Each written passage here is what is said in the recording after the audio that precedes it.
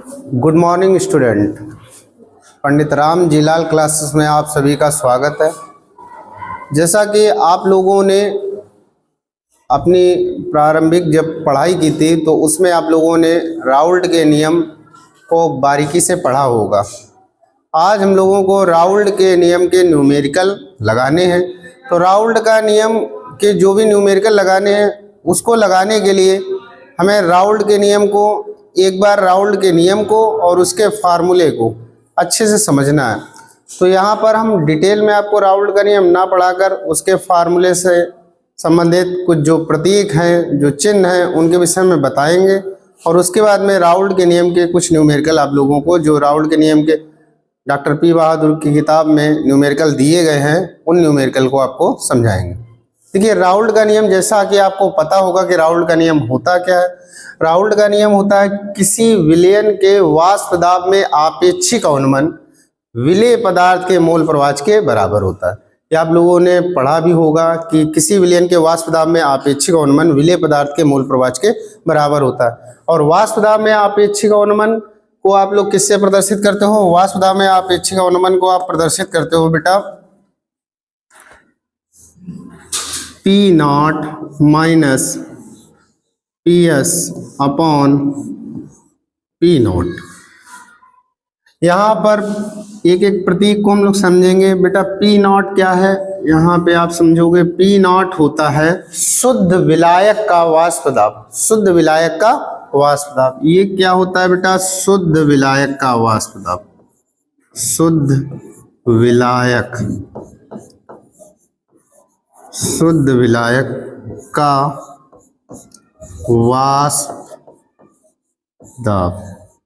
शुद्ध विलायक मतलब केवल शुद्ध और शुद्ध विलायक हो, जैसे जल, केवल और केवल जल हो, अल्कोहल, केवल और केवल अल्कोहल हो और कुछ ना हो।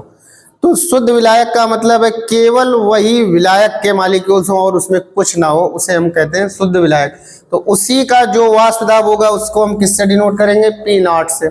इसके बाद में बात कर लेते हैं पी एस। पीएस क्या होता है? ये होता है विलयन का वाष्प दाब। पी मतलब प्रेशर और एस का मतलब सॉल्यूशन, सॉल्यूशन का प्रेशर। तो ये होता है विलयन का वाष्प दाब। विलयन का वाष्प दाब।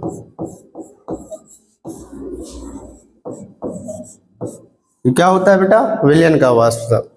अब जब भी हम कोई शुद्ध विलायक में किसी अवाष्पशील विलेय पदार्थ को मिला देते हैं, विलायक में विलेय मिलाएंगे तो विलयन बनेगा और उस विलयन का जो वाष्प दाब होगा वो सदैव जो शुद्ध विलायक होगा उसके वाष्प दाब से कुछ कम होगा। तो वो कमी कैसे निकालेंगे भाई? कम कौन सा होगा? विलयन का वाष्प दाब। और ज्यादा कौन होगा? शुद्ध विलायक का वाष्प दाब। इसमें जो कमी होती है उसे कहते हैं वाष्प दाब में अवनमन या वाष्प दाब में कमी। और जब आपेक्षिक अवनमन निकालते हैं तो विलायक के सापेक्ष निकालना पड़ता है, तो हो जाता है P naught minus P S upon P not. ये होता है वाष्प दाब में आपेक्षिक अवनमन। अब राउल्ट का कहना है कि किसी विलयन के वाष्प दाब में आपेक्षिक अवनमन, किसी विलयन के वाष्प दाब में आपेक्षिक अवनमन विलेय पदार्थ के मोल प्रवाह के बराबर होता है। विलेय पदार्थ, अच्छा, विलेय पदार्थ और विलायक पदार्थ का मोल प्रवाह हम लोगों ने पढ़ा था जब हमने सांद्रता टॉपिक के न्यूमेरिकल पढ़े थे। सांद्रता से रिलेटेड जो हमने पहला वीडियो पढ़ाया था आपको, पहले वीडियो में आपको हमने मोल प्रवाह के विषय में समझाया था। जब सांद्रता ज्ञात करने की विधियां पढ़ा रहे थे तो उसमें मोललता, मोलरता, नार्मलता, W/W, उसी में मोल प्रवाह सबसे लास्ट वाले में पढ़ाया था। उसी में हमने बताया था विलेय का मोल प्रवाह कैसे निकाला जाता है, विलायक का मोल प्रवाह कैसे निकाला जाता है। तो यहाँ पर वाष्प दाब में जो आपेक्षिक अवनमन है वो किसके बराबर है? विलेय पदार्थ के मोल प्रवाह के बराबर है। और विलेय पदार्थ का मोल प्रवाह क्या होता है? विलेय पदार्थ के मोल प्रवाह का फार्मूला होता है small n upon capital N plus small n। बेटा इसको हम लोग कहते हैं, ये राउल्ट का नियम है। क्या है? यही राउल्ट का नियम है। ये बच्चे सभी लोग जानते हैं राउल्ट का नियम है। तो राउल्ट का नियम क्या है? किसी विलयन के वाष्प दाब में आपेक्षिक अवनमन, ये क्या है? किसी विलयन के वाष्प दाब में आपेक्षिक अवनमन ये किसके इक्वल है? विलेय पदार्थ के मूल प्रभाज के बराबर होता है। विलेय पदार्थ के मूल प्रभाज के बराबर होता है। देखिए, जब भी राउल्ट का नियम आपसे पूछेगा, जब भी राउल्ट का नियम पूछेगा तो राउल्ट के नियम में आप यही लिखोगे, किसी विलयन के वाष्प दाब में आपेक्षिक अवनमन विलेय पदार्थ के मूल प्रभाज के बराबर होता है। यही राउल्ट का नियम। लेकिन न्यूमेरिकल, अगर हम सोचे कि न्यूमेरिकल इस फार्मूले से लगाएं, तो न्यूमेरिकल इस फार्मूले से लगाने के लिए तो लगा लेंगे, लेकिन उसमें कैलकुलेशन इतनी ज्यादा जटिल होती है कि उस कैलकुलेशन को करते करते करते करते हमारा दिमाग का दही हो जाता है। तो इसलिए न्यूमेरिकल आसानी से लग जाए, इस फार्मूले का प्रयोग करके न्यूमेरिकल आसानी से लग जाए, इसलिए इस फार्मूले में हम थोड़ा सा चेंजमेंट करेंगे।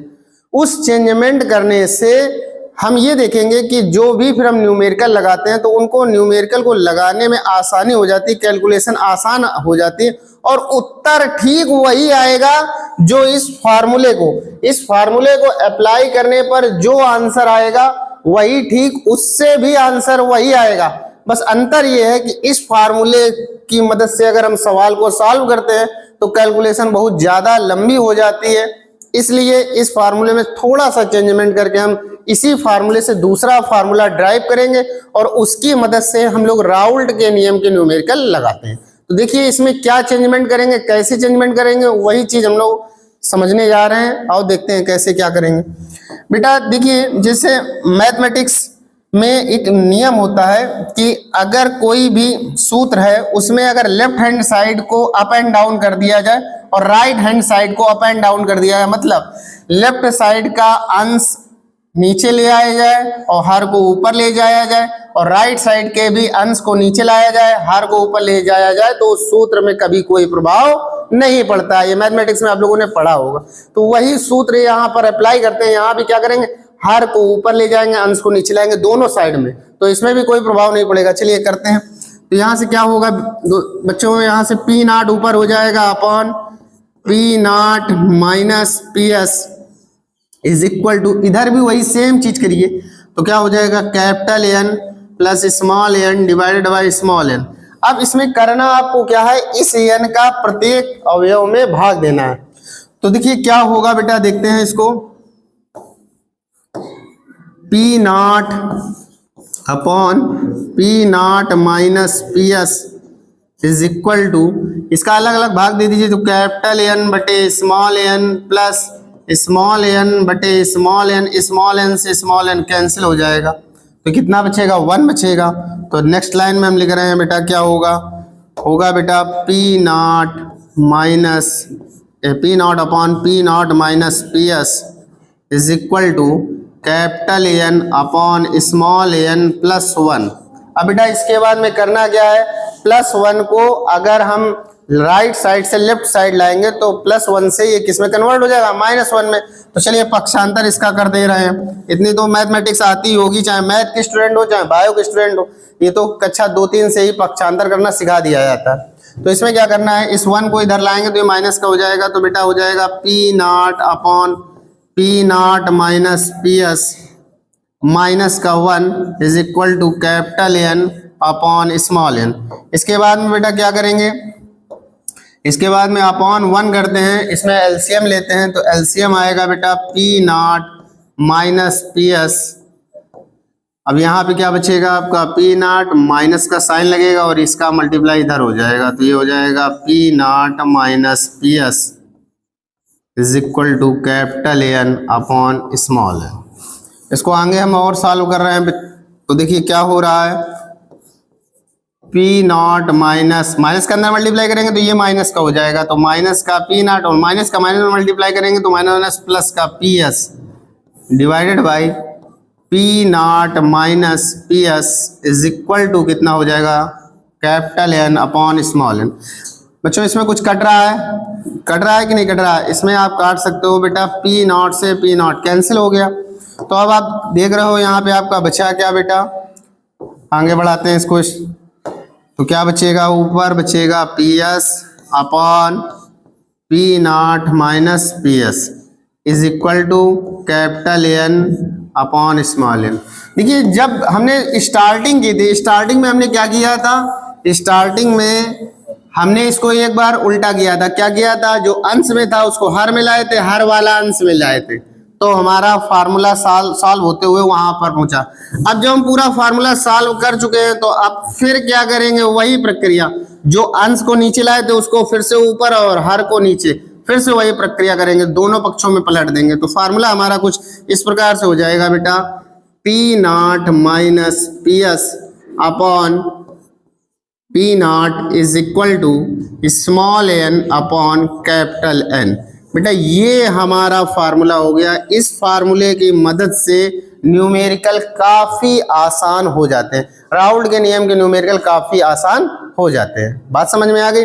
इस फार्मूले को आप लोग बार बार देखिए, बार बार देखिए, बार बार देखिए, और जब बार बार देखोगे इस फार्मूले को, बार बार देखिए इस फार्मूले को, बार बार देखिए, बार बार लगाइए। इसका हम हट जाते हैं, आप इसका स्क्रीनशॉट ले लीजिए। इसको पहले हम एक पेज में करे दे रहे हैं, फिर आप इसका स्क्रीनशॉट ले लीजिए।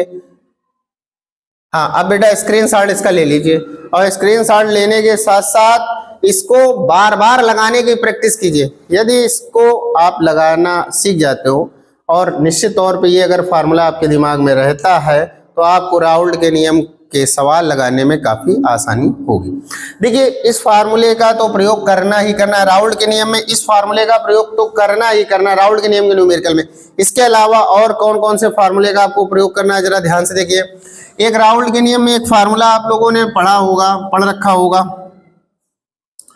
राउल्ट के नियम में एक फार्मूला पढ़ा होगा कि अगर हमें किसी मिश्रण का टोटल वाष्प दाब निकालना है तो किसके इक्वल होता है। देखिए मिश्रण का टोटल वाष्प दाब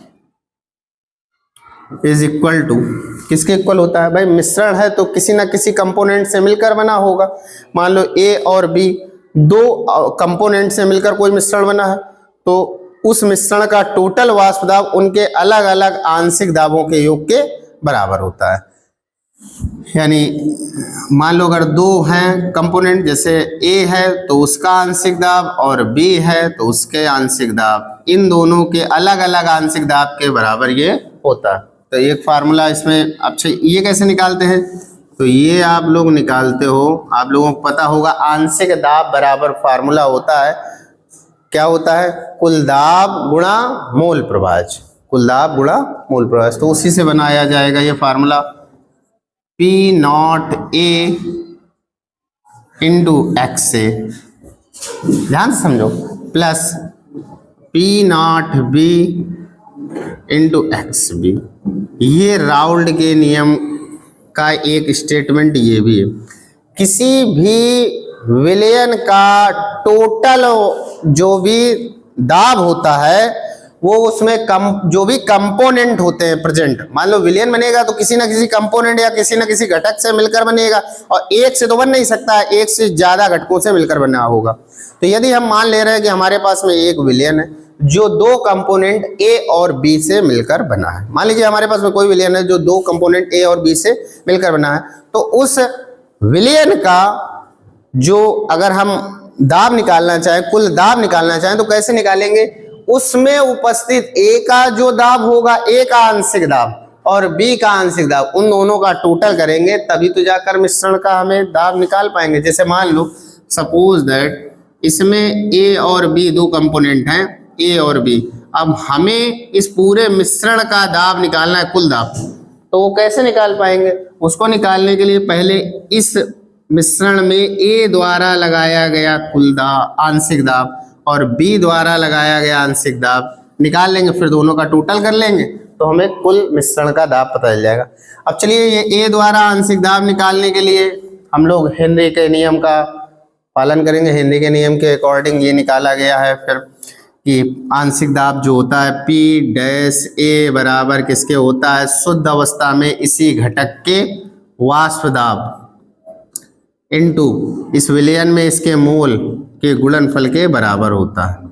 तो ये आप लोगों को पहले जब आप लोगों ने राउल्ट का नियम पढ़ा होगा तो राउल्ट के नियम में ये डिटेल से पढ़ा होगा। यहाँ हमें राउल्ट का नियम नहीं पढ़ाना है, मात्र हमें राउल्ट के नियम के न्यूमेरिकल पढ़ाने हैं, तो रिवीजन के तौर पे आपको बता रहे हैं कि कौन कौन से फार्मूले का यूज होगा। तो उन फार्मूलों में हमने ये आपको बताया कि एक तो ये फार्मूला आपका इस्तेमाल होगा कि पी मिक्सचर या पी मिश्रण बराबर P naught A into X A plus P naught B into X B, एक ये फार्मूला होगा। दूसरा फार्मूला बेटा अभी हमने ये लिखा है क्या, P naught minus P S upon P S is equal to small N upon capital N, ये फार्मूला यूज करेंगे। इसके अलावा एक फार्मूला और इसी से निकालेंगे, विलयन के वाष्प दाब में आपेक्षिक अवनमन और मूललता से रिलेटेड एक फार्मूला निकालेंगे। देखिए वो कैसे, इसी से चलिए हम निकालते हैं, आइए समझते हैं उसको भी किस प्रकार से निकालेंगे। देखिए फार्मूला हमारा ये रहा, क्या है formula, P naught minus P S upon P S is equal to small N upon capital N. आओ चलो इसको सॉल्व करते हैं बेटा। यहाँ P naught minus P S upon P S ये ऐसे बना रहने दो। स्मॉल एन क्या होता है, स्मॉल एन होता है विलय के मूल। स्मॉल एन क्या होता है, विलय के मूल।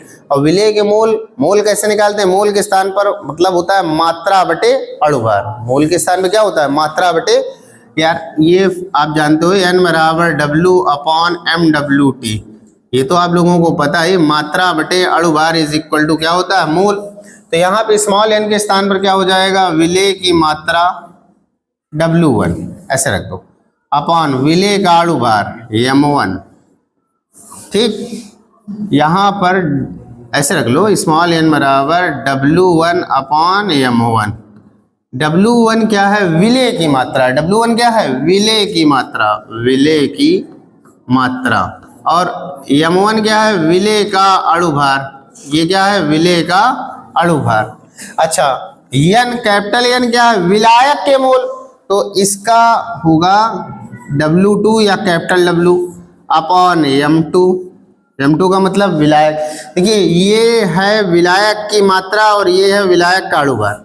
अब होगा क्या, इसका मल्टीप्लाई इधर हो जाएगा बेटा और इसका मल्टीप्लाई इधर हो जाएगा। तो आगे फार्मूले को हम और ड्राइव कर रहे हैं, क्या होगा ध्यान देना बेटा, P naught minus P S upon P S is equal to हो जाएगा W1 इंटू M2। M2 क्या है, M2 बेटा है, ये याद रखना, M2 क्या है, M2 है विलायक का अणुभार। क्या है, विलायक का अणुभार। M2 क्या है, विलायक का अणुभार है। और कैपिटल W क्या है बेटा, ये है विलायक का, विलायक की मात्रा, विलायक की मात्रा या विलायक का द्रव्यमान भी लिख सकते हो। और स्मॉल एन वाला तो आपको पता है, इसे W1 जो है वो विलय की मात्रा है और M1 क्या है, विलय का अणुभार। अपॉन क्या हो जाएगा बेटा, अपॉन हो जाएगा M1। M1 का मतलब है विलय का अणुभार, M1 लिख दो या MWT भी लिख सकते हो इसको, और इनटू और क्या है capital W, sorry capital W, capital W। अब बच्चों इसमें करना क्या है, अगर हम किसी संख्या से ऊपर गुणा करें उसी संख्या का नीचे भाग दे दें तो क्या कोई फार्मूले में फर्क आएगा, नहीं आएगा। तो इसमें हम क्या करते हैं, 1000 से ऊपर गुणा कर दे रहे हैं, 1000 से नीचे भाग दिए दे रहे हैं। तो जब 1000 से गुणा और 1000 से भाग देंगे तो क्या फार्मूले में चेंजमेंट हुआ, और ये चलिए देखते हैं यहाँ से फार्मूले में चेंजमेंट क्या हो जाएगा। तो ये हो जाएगा P naught minus P S upon P S is equal to क्या होगा बेटा, W गुणा ये 1000 upon MWT into capital W। और यहाँ पे और क्या बचा बेटा, बचा ये कि यहाँ पे ये बच गया है M क्या है, ये M2 लिख दो इसको। ये क्या है, ये है M2 क्या है, विलायक का अणुभार, और बटे कितना बचा 1000। अच्छा बच्चों ये हमने आपको पढ़ाया था, आप लोगों को पता होगा, ये किसका फार्मूला आपको दिखाई दे रहा है, ये फार्मूला है मूललता का, स्मॉल W गुणा 1000 upon MWT into capital W। ये हमने फार्मूला आपको पढ़ाया था किसमें, मोललता में, तो इसको अगर हम हटा दें इसके स्थान पर क्या लिख सकते हैं, स्मॉल एम। स्मॉल एम का मतलब मोललता। तो बेटा ये फार्मूला हो जाएगा आपका, क्या हो जाएगा, P naught minus P S upon P S is equal to small M into M two क्या है भैया, विलायक काड़ूभार। इसको याद रखो या यहाँ पे लिख दो, विलायक, विलायक काड़ूभार, विलायक अपॉन 1000। ये फार्मूला आ गया, न्यूमेरिकल में आपको बहुत मदद देगा। तो फार्मूला कुल मिला के इसके राउल्ट के नियम के फार्मूले हमने बताया। राउल्ट का नियम, अगर राउल्ट के नियम के न्यूमेरिकल लगाने हैं तो ये फार्मूले सारे आपको तैयार होने चाहिए, ठीक है। ये फार्मूले कौन कौन से हैं, एक तो आपका ये हो गया, एक तो ये हो गया, एक ये फार्मूला हो गया, और एक तीसरा फार्मूला अभी मैंने आपको ये पढ़ाया। तो अगर ये तीनों फार्मूले आपके क्लियर हैं तो आप राउल्ट के नियम के न्यूमेरिकल लगा लोगे। अब चलिए हम लोग राउल्ट के नियम के न्यूमेरिकल लगाना स्टार्ट करते हैं। हम लोग विलियन चैप्टर के न्यूमेरिकल का अध्ययन कर रहे हैं। विलियन चैप्टर के न्यूमेरिकल के अध्ययन में बेटा हम लोगों ने अभी तक सीखा क्या क्या है, हम लोगों ने बेटा सीखा है इसमें सांद्रता टॉपिक के जितने भी न्यूमेरिकल थे, बारी बारी से एक एक न्यूमेरिकल हम लोगों ने लगाया। उसके बाद में हमने अभी पिछली क्लास परासरण दाब की बनाई थी, तो परासरण दाब के भी सारे न्यूमेरिकल, उसमें एक एक न्यूमेरिकल हमने आपको लगवाया। आज बेटा हम लोगों को पढ़ना है राउल्ट के नियम के न्यूमेरिकल। तो उस न्यूमेरिकल को लगाने के लिए हमें फार्मूलों की ज़रूरत होगी, तो उन फार्मूलों को हमने लिखा है। थोड़ा बहुत सभी फार्मूले में कुछ ना कुछ हमने बोला है, ताकि आपको जो आपने पीछे पढ़ रखा हो वो रिमेम्बर हो जाए, मतलब पुराना वाला याद आ जाए, ताकि राउल्ट के नियम के न्यूमेरिकल को लगाने में हमें कोई दिक्कत ना हो। तो चलिए हम लोग राउल्ट के नियम को लगाने जा रहे हैं, राउल्ट के नियम के न्यूमेरिकल लगाने जा रहे हैं।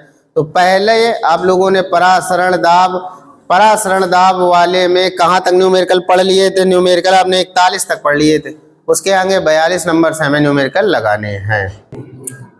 देखिए राउल्ट के नियम के न्यूमेरिकल लगाने के लिए हम लोग क्वेश्चन नंबर 42 से स्टार्ट करेंगे। किससे स्टार्ट करेंगे, क्वेश्चन नंबर 42 से। क्वेश्चन नंबर 42 हम पढ़ रहे हैं और आपकी स्क्रीन पर है क्वेश्चन नंबर 42, उस पर ध्यान देना आप लोग। क्वेश्चन नंबर 42, देखिए क्वेश्चन नंबर 42 क्या दिया है। क्वेश्चन नंबर 42 में दिया है 100 ग्राम पानी में, 100 ग्राम पानी यानी विलायक की मात्रा किससे प्रदर्शित करते हैं हम, कैपिटल W से।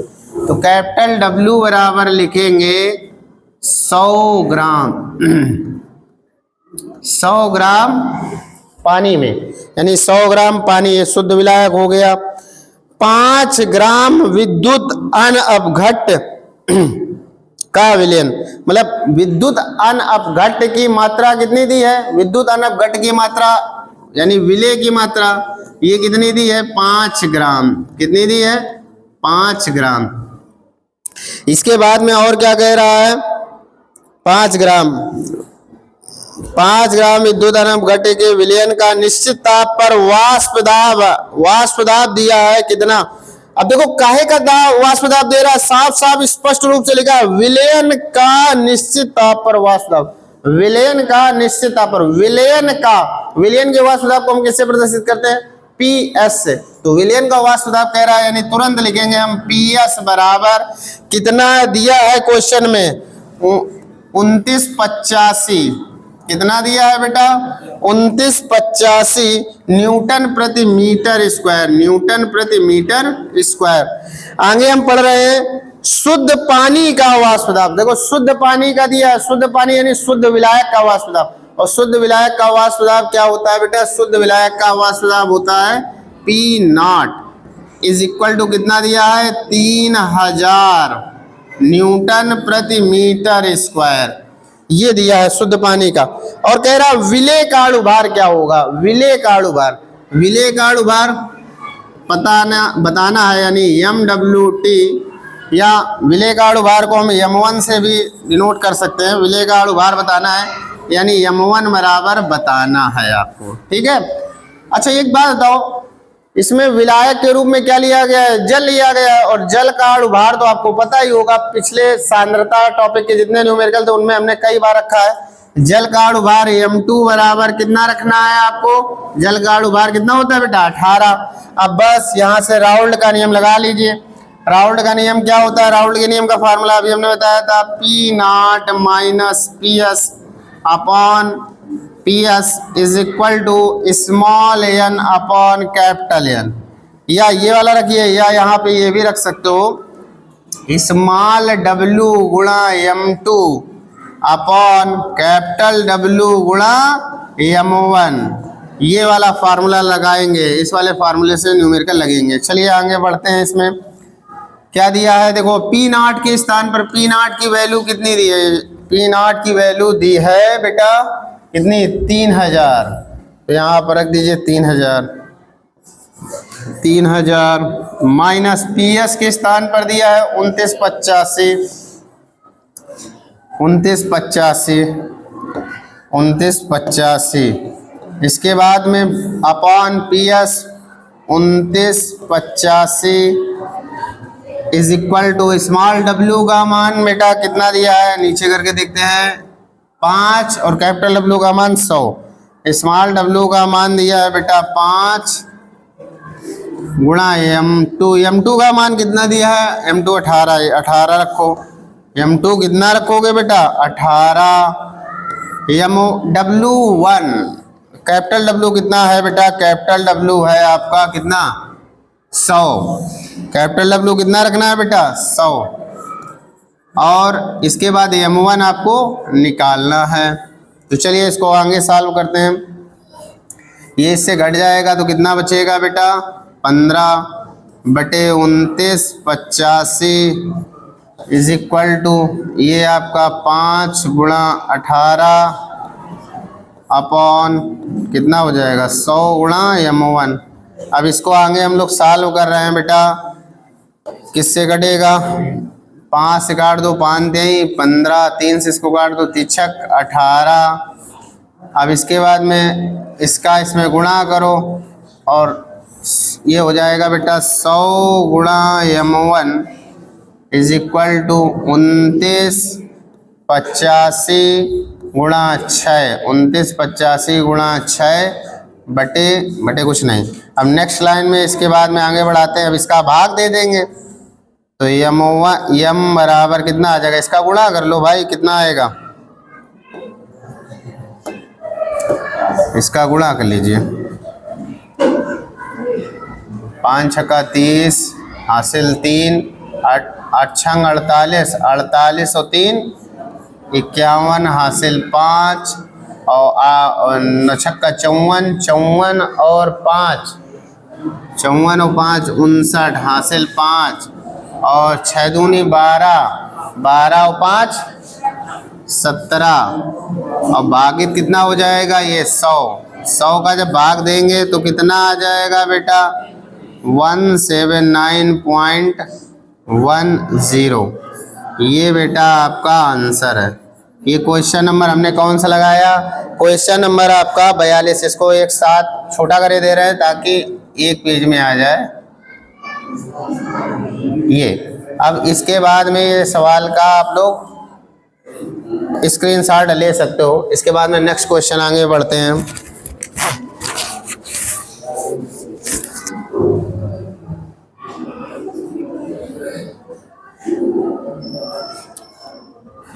स्क्रीनशॉट ले लिया होगा। अब इसके बाद में क्वेश्चन नंबर हम 43 की ओर आगे बढ़ते हैं। Question number 43। क्वेश्चन नंबर 43 क्या है?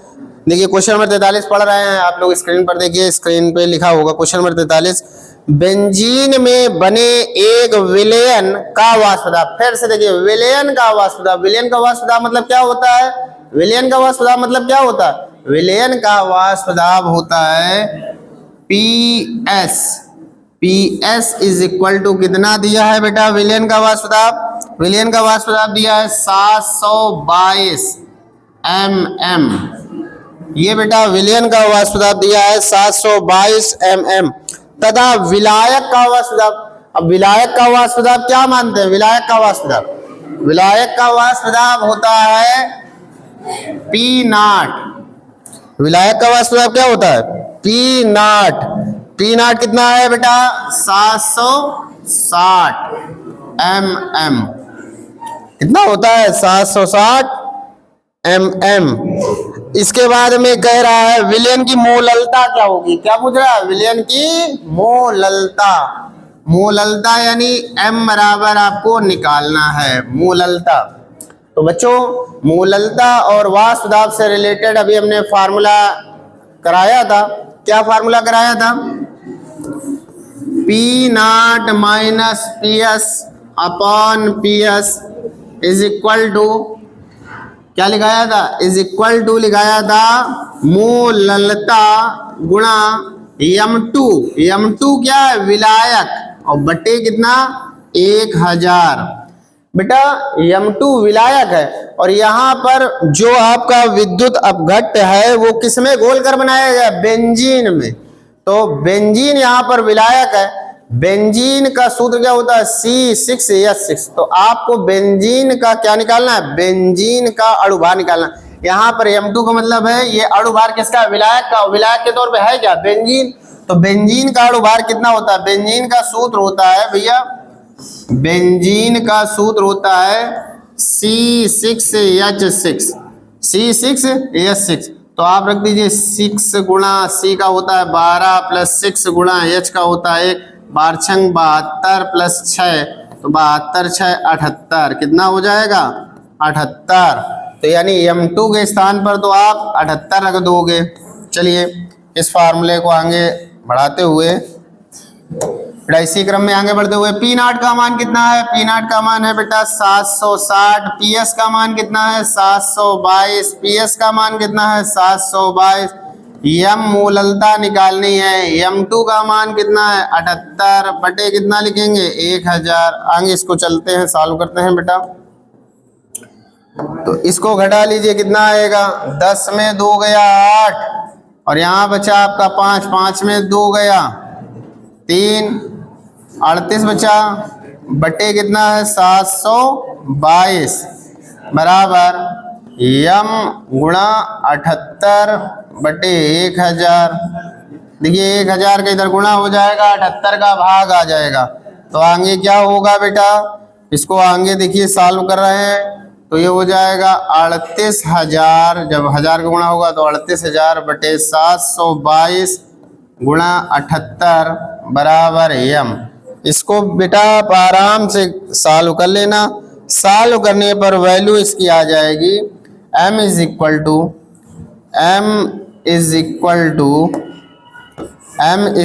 टू कितना आ जाएगा? 0.674 m। ये क्वेश्चन नंबर आपका कौन सा है?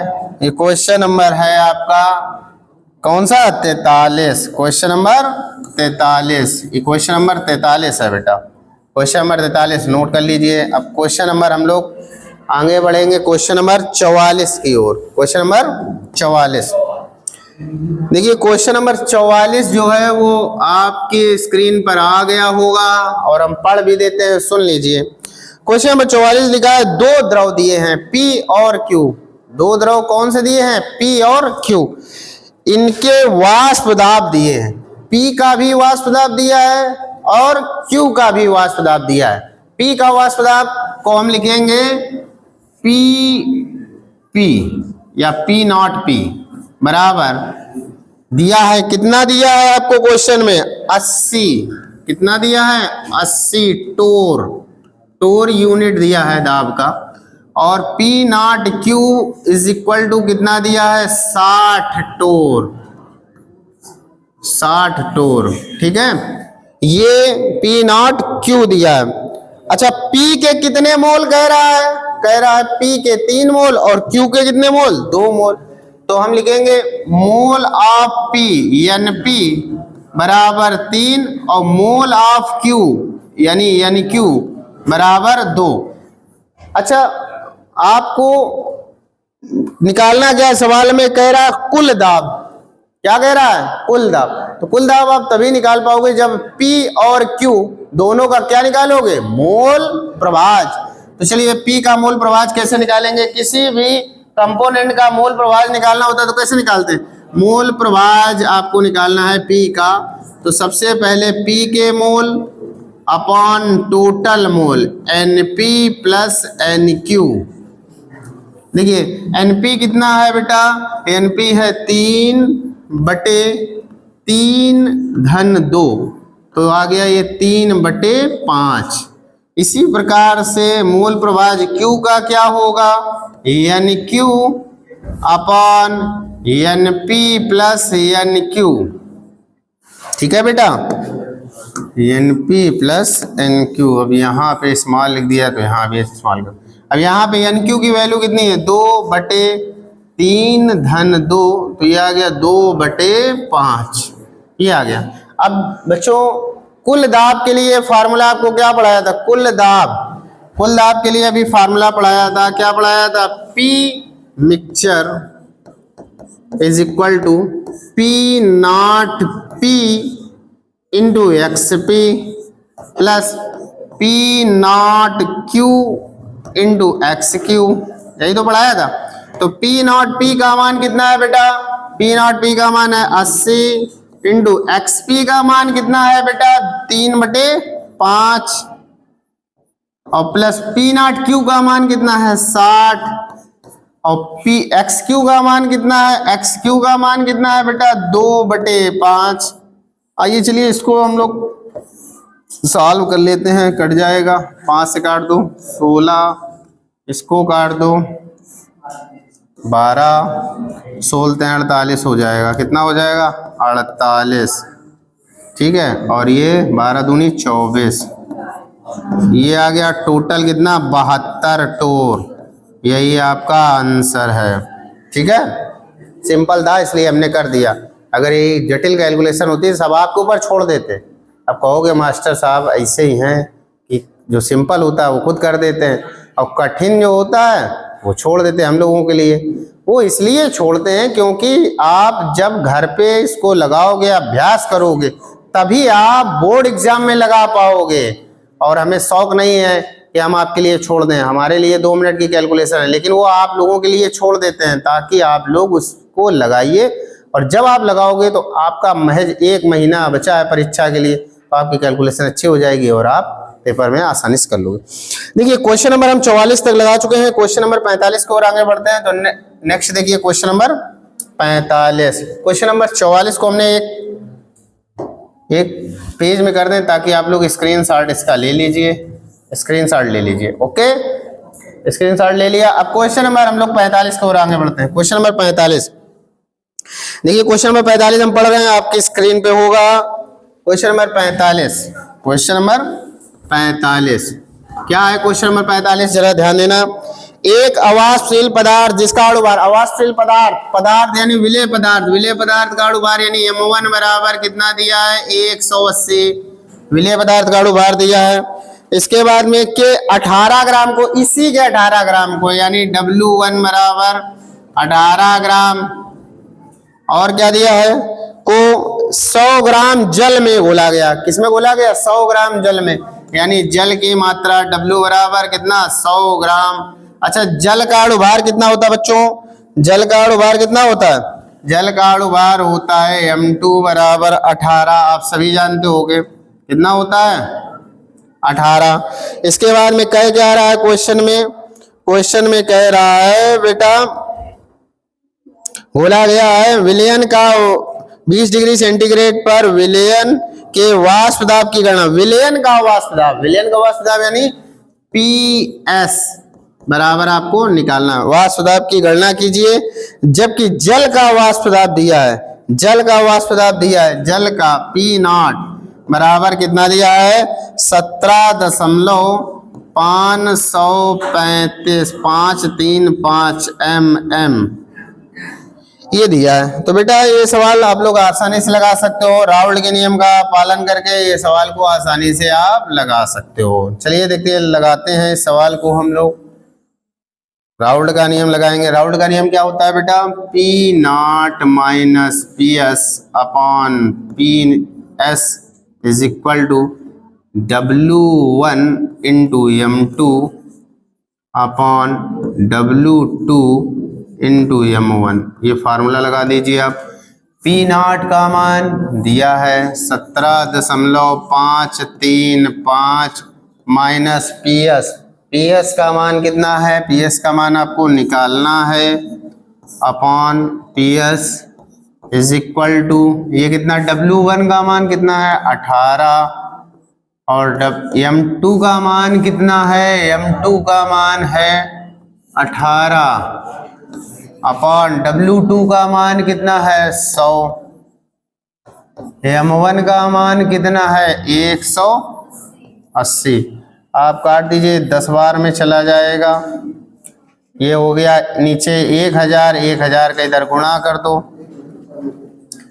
जब 1000 का गुणा कर दोगे, इसको सॉल्व करते हैं बेटा, तो जब 1000 का गुणा करेंगे दशमलव पूरा हट जाएगा, 17,535 माइनस 1000 का गुणा इसमें भी होगा तो 1000 PS बराबर ये हो जाएगा 18 PS। कितना हो जाएगा भाई, PS का गुणा 18 में होगा तो 18 PS क्या है बेटा, ये PS है, PS।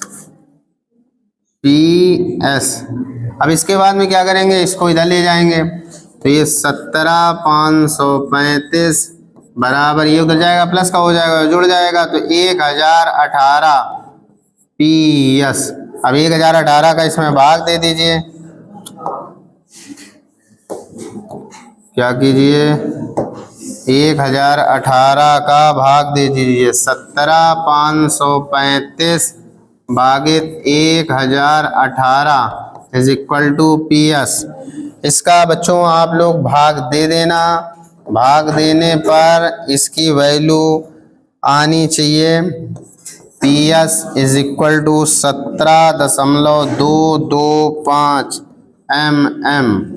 यही आपका आंसर है, ये आंसर है, नोट कर लीजिए, स्क्रीनशॉट ले लीजिए, इसका स्क्रीनशॉट ले लीजिए, ले लिया।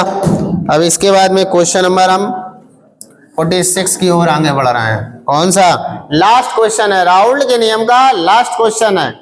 राउल्ट के नियम में मात्र 5 ही सवाल दिए गए हैं, 5 सवाल आपको दिए गए हैं, तो राउल्ट के नियम में हम लोग लास्ट सवाल पढ़ने जा रहे हैं 46। कौन सा पढ़ने जा रहे हैं 46, आपकी स्क्रीन पर भी दिया होगा और इसको हम लोग पढ़ते हैं। देखिए इसमें लिखा है शुद्ध बेंजीन का किसी ताप पर वाष्प दाब, शुद्ध बेंजीन का, शुद्ध बेंजीन विलायक हो गया, विलायक का वाष्प दाब दिया है P0 बराबर कितना दिया है 640 mmHg, ये दिया है, ये मात्रक है दाब का। इसके बाद में और क्या दिया है, एक अवाष्पशील विद्युत अनअपघट जिसका भार, विद्युत अनअपघट का भार दिया है, क्या दिया है, विद्युत अनअपघट का भार, किससे प्रदर्शित करते हैं इसको, स्मॉल w से, तो स्मॉल w बराबर दिया है 2.75 ग्राम। अच्छा आगे और सवाल में क्या दिया है, 39 ग्राम बेंजीन में, बेंजीन की मात्रा W2 बराबर, ये W1 है, W2 39 ग्राम। अच्छा बेंजीन का अणुभार कितना होता है, बेंजीन का अणुभार होता है M2 बराबर 78, कितना होता है 78, अभी हमने निकाला था ना पिछले क्वेश्चन में। इसके बाद में कह रहा है विलयन का वाष्प दाब, विलयन का वाष्प दाब यानी PS, विलयन का वाष्प दाब यानी PS बराबर कितना दे दिया है 600, कितना दे दिया है 600 mmHg, ये विलयन का वाष्प दाब दिया है। और इसके बाद में क्या दे रहा है, ठोस पदार्थ का अणुभार यानी विलेय पदार्थ का क्या याद करना, अणुभार, विलेय पदार्थ के अणुभार को हम लोग किससे प्रदर्शित करते हैं, M1 बराबर क्वेश्चन मार्क। अब बस यहाँ से क्या कीजिए, राउल्ट का नियम अप्लाई कर दीजिए।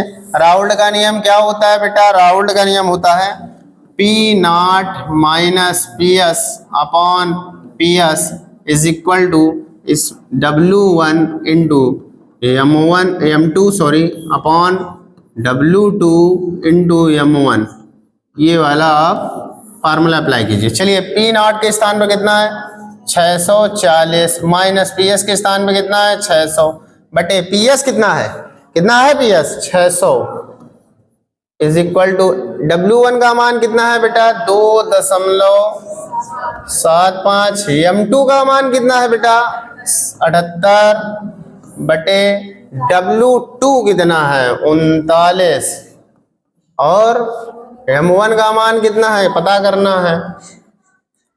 m1 का मान पता 39 से 78 क्या कैंसिल हो जाएगा बच्चों 39 से 78 काट दीजिए कै बार में जाएगा 2 बार में जाएगा और क्या ये ऊपर घटा दो कितना आ जाएगा 40 यहाँ पर आ जाएगा 40 बटे कितना हो जाएगा 600 बराबर कितना हो जाएगा ये बेटा हो जाएगा 2 सही नहीं बना है 2.75 गुणा 2 बटे m1 ये होगा। आइए देखिए 1 0 से 1 0 को तो कैंसिल कर ही सकते हैं 2 1 कम 2 2 दूनी 4 कैंसिल हो गया। अब 2 से इसको काट दो ये आ जाएगा 30 का इसमें गुणा कर दो m1 इधर ले आओ। चलिए आगे लगाते हैं इसको तो यहाँ से आ जाएगा m1 इज इक्वल टू 1 0 पहले रख दो 3 5 15 गिरी 5 हासिल 1 और 7 का 21 21 और 1 हासिल वाला 22 हासिल 2 3 दूनी 6 और 6 और 2 हासिल वाले 8 और कई अंक बाद दशमलव लगाना है 2 अंक बाद दशमलव लगा दीजिए तो कुल मिला के अणुभार आपका कितना आया विलेय पदार्थ का अणुभार 82.5 ये आंसर आ गया। बेटा राउल्ट के नियम के न्यूमेरिकल खत्म हो गए तो हम लोग रिवीजन कर रहे हैं विलियन चैप्टर का। विलियन चैप्टर के रिवीजन में हमने सांद्रता टॉपिक के 1 से 32 तक के न्यूमेरिकल लगवाए हैं। इसके बाद में हमने पढ़ा परासरण दाब उसमें हम लोगों ने 33 नंबर से 41 नंबर तक के न्यूमेरिकल लगाए। आज हम लोगों ने सीखे राउल्ट के नियम के न्यूमेरिकल। राउल्ट के नियम के न्यूमेरिकल हैं 42 नंबर से 46 नंबर तक के। अब इसके बाद में आपका बचा है क्वथनांक में उन्नयन हिमांक में अवनमन इनसे संबंधित न्यूमेरिकल बचे हैं जो आपको लगाने हैं वो हम आपके नेक्स्ट वीडियो में लगवाएंगे। तब तक इन सभी वीडियो को आप लोग देखते रहिए इनसे सीखते रहिए घर में लगाते रहिए। यदि वीडियो अच्छा लगा हो तो वीडियो को लाइक करो दोस्तों के साथ शेयर करो चैनल को सब्सक्राइब करो और कमेंट करिए। अगर कोई भी न्यूमेरिकल लगाने में कोई तकलीफ आ रही है या कहीं पे कोई दिक्कत आ रही तो कमेंट जरूर किया कीजिए। ओके धन्यवाद थैंक यू। अच्छा हाँ एक बार ये जरा स्क्रीनशॉट आप लोग ले लीजिए इस न्यूमेरिकल को लगाने का। हाँ स्क्रीनशॉट ले लीजिए हम हट जाते हैं।